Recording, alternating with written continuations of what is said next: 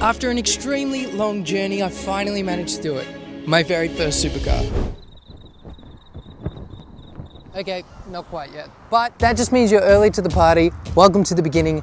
Let's get you caught up with this. It all started with this Audi S3. I bought this after 10 years of watching crash rebuilds on YouTube. I had to replace the whole front end of the car.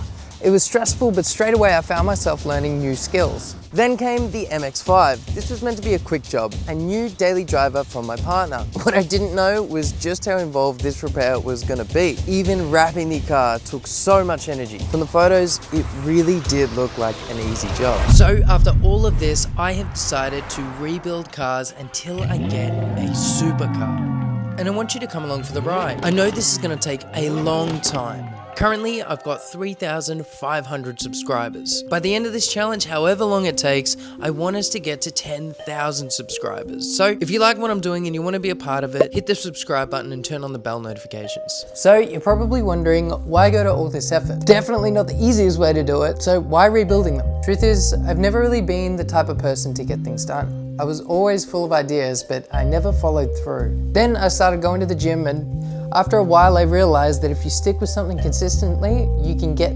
more done than you realize. So I bought the S3. I bought it crashed, I spent all my money on it and some, and over the course of 6 months, because I didn't have the money for the parts, rebuilt it. All this has taught me something that's stuck with me ever since. Practice makes progress. If you chip away at something, eventually you're gonna get the result that you want. And now that I've managed to rebuild 2 cars that I didn't think I'd be able to rebuild, to be honest with you, I'm gonna try and tackle something bigger. Only problem is, I can't even afford a crash supercar, let alone a real one.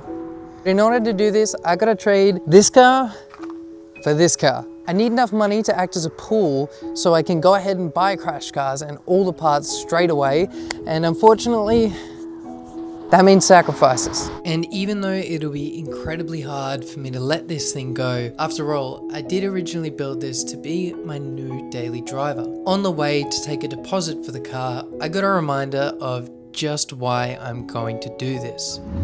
I've just cleaned this finishing panel. So that was and while it was sad to see it go, I'm definitely excited for what's next and can't wait to get into it.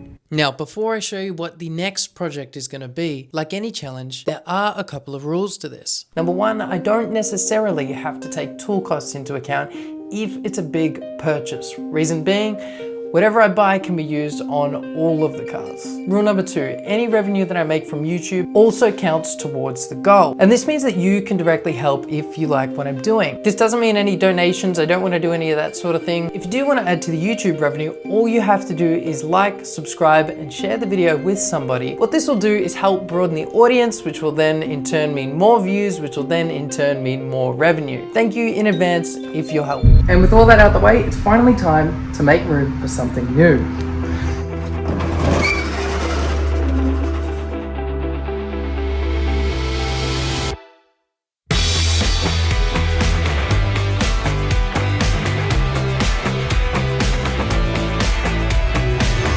That was an absolute mission to get this thing in here, and as you might be able to tell, this thing is not crashed at all, and that is because it is a flood damaged car.